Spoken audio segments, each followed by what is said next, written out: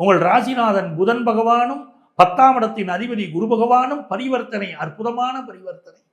இந்த பரிவர்த்தனை நீங்க எந்த துறையில் இருக்கீங்களோ அதில் நம்பர் 1 உங்களை ஆக்க போகுது. எந்த துறையில் இருக்கீங்களோ அந்த துறையின் மூலம் மிகப்பெரிய அளவுக்கு சம்பாதிக்க போறீங்க. புதிய வேலை எதிர்பார்த்தா புதிய வேலை கிடைக்க போகுது.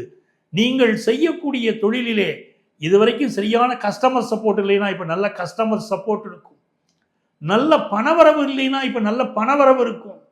உங்கள் பிள்ளைகள் வாழ்க்கையில ஒரு சோதனையை பார்த்து பார்த்து மனசு வெட்கி இருக்கீங்க, கஷ்டப்பட்டுக்கிட்டு இருக்கீங்க.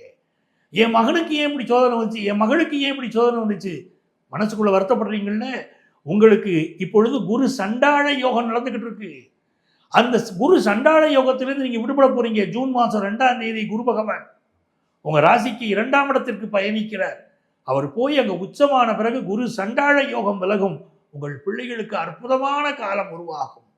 உங்களுக்கு நல்ல ஃபினான்ஷியல் இம்ப்ரூவ்மெண்ட், நல்ல பணப்புழக்கம் ஏற்படுது பாருங்க. திருமணம் கூடி வராத மிதுன ராசிக்காரங்களுக்கு கல்யாணம் கூடி வரும்.